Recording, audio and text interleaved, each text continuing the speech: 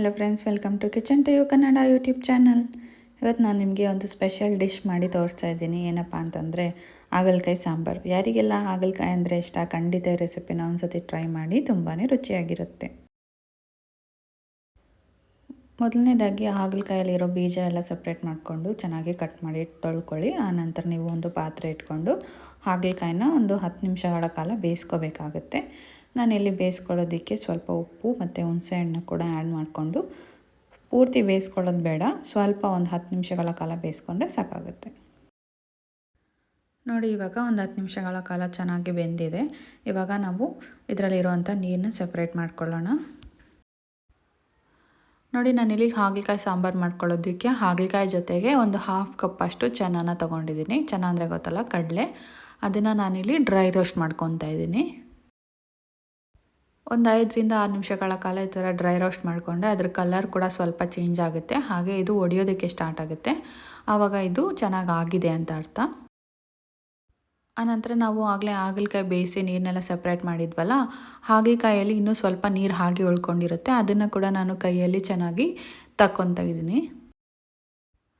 ನಾವು ಈ ಥರ ನೀರನ್ನೆಲ್ಲ ಸಪ್ರೇಟ್ ಮಾಡ್ಕೊಳ್ಳೋದ್ರಿಂದ ಅದರಲ್ಲಿರೋ ಕಹಿ ಕಡಿಮೆ ಆಗುತ್ತೆ. ನೀವು ಬೇಕಾದರೆ ಸ್ವಲ್ಪ ಹುಣಸೆಹಣ್ಣಿನ ಜೊತೆಗೆ ಬೆಲ್ಲ ಕೂಡ ಆ್ಯಡ್ ಮಾಡಿಕೊಂಡು ಇದನ್ನು ಬೇಯಿಸ್ಕೊಂಡು ಆಮೇಲೆ ನೀರನ್ನ ಸಪ್ರೇಟ್ ಮಾಡ್ಕೋಬೋದು. ಇದಕ್ಕೆ ಬೇಕಾಗಿರೋಂಥ ಮಸಾಲೆನ ಫಟಾಫಟ್ ಅಂತ ರೆಡಿ ಮಾಡ್ಕೊಬಿಡೋಣ. ಒಂದು ಹೆಚ್ಚಿಟ್ಕೊಂಡಿರೋಂಥ ಈರುಳ್ಳಿ, ಒಂದು ಇಡಿಯಷ್ಟು ಕೊಬ್ಬರಿ, ಹಸಿ ಕೊಬ್ಬರಿ, ಹಾಗೆ ಒಂದು 2ರಿಂದ 3 ಟೇಬಲ್ ಸ್ಪೂನಷ್ಟು ಹುರಿಗಡಲೆ, ಹಾಗೆ ಒಂದು ಅರ್ಧ ನಿಂಬೆಹಣ್ಣು ಗಾತ್ರದಷ್ಟು ಹುಣಸೆಹಣ್ಣು, 1 ಇಂಚಷ್ಟು ಚಕ್ಕೆ, ಒಂದು 3 ಲವಂಗ, ಜೊತೆಗೆ 1.5ರಿಂದ 2 ಟೇಬಲ್ ಸ್ಪೂನಷ್ಟು ಧನಿಯಾ ಪುಡಿ, 1 ಟೇಬಲ್ ಸ್ಪೂನಷ್ಟು ಖಾರದ ಪುಡಿನ ಕೂಡ ಆ್ಯಡ್ ಮಾಡ್ಕೊಳ್ಳಿ. ಸ್ವಲ್ಪ ನೀರನ್ನ ಆ್ಯಡ್ ಮಾಡಿಕೊಂಡು ಚೆನ್ನಾಗಿ ಪೇಸ್ಟ್ ಥರ ಇದನ್ನು ರುಬ್ಕೊಂಡು ತೊಗೊಂಡು ಬರೋಣ. ನಂತರ ನೀವು ಇವಾಗ ಸಾಂಬಾರು ಮಾಡ್ಕೊಳ್ಳೋದಕ್ಕೆ ಒಂದು ಪಾತ್ರೆ ಇಟ್ಟು ಒಂದು 2 ಟೇಬಲ್ ಸ್ಪೂನಷ್ಟು ಎಣ್ಣೆನ ಆ್ಯಡ್ ಮಾಡ್ಕೊಳ್ಳಿ. ಎಣ್ಣೆ ಚೆನ್ನಾಗಿ ಕಾದ್ಮೇಲೆ ಅದಕ್ಕೆ ಸ್ವಲ್ಪ ಸಾಸಿವೆನ ಆ್ಯಡ್ ಮಾಡಿಕೊಂಡು, ನಾವು ಆವಾಗಲೇ ನೀರು ಸಪ್ರೇಟ್ ಮಾಡಿ ಇಟ್ಕೊಂಡಿದ್ವಲ್ಲ ಹಾಗಲಕಾಯಿ, ಅದನ್ನು ಆ್ಯಡ್ ಮಾಡಿಕೊಂಡು ಚೆನ್ನಾಗಿ ಅದನ್ನು ರೋಸ್ಟ್ ಮಾಡ್ಕೋಬೇಕು ಒಂದು 10 ನಿಮಿಷಗಳ ಕಾಲ. ನೋಡಿ, ಇದನ್ನು ಎಷ್ಟು ಹುರ್ಕೋಬೇಕಾಗತ್ತೆ. ಆನಂತರ ನೀವು ಇದಕ್ಕೆ ಆವಾಗಲೇ ಹುರಿದಿಟ್ಕೊಂಡಿರೋ ಅಂಥ ಕಡಲೆನ ಕೂಡ ಆ್ಯಡ್ ಮಾಡ್ಕೊಳ್ಳಿ.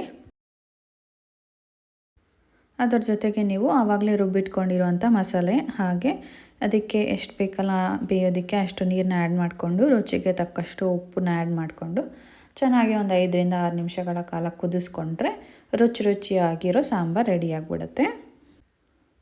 ನೋಡಿ, ಇವಾಗ ಒಂದು 10 ನಿಮಿಷಗಳ ಕಾಲ ಚೆನ್ನಾಗಿ ಇದನ್ನು ಕುದಿಸ್ಕೊಂಡಿದ್ದೀನಿ. ನೀವು ಈ ಹಂತದಲ್ಲಿ ಬೇಕಾದರೆ ಉಪ್ಪು ಖಾರ ಸರಿ ಇದೆಯಾ ಅಂತ ನೋಡಿಕೊಂಡು ಏನಾದರೂ ಬೇಕಾದರೆ ಆ್ಯಡ್ ಮಾಡ್ಕೋಬೋದು.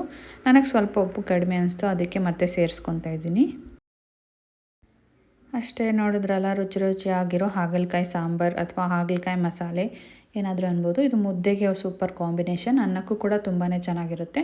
ಹಾಗಲಕಾಯಿ ಇಷ್ಟಪಡೋರು ಖಂಡಿತ ಈ ರೆಸಿಪಿನ ಒಂದ್ಸತಿ ಟ್ರೈ ಮಾಡಿ ನೋಡಿ, ತುಂಬಾ ಇಷ್ಟಪಟ್ಟು ತಿಂತೀರಾ.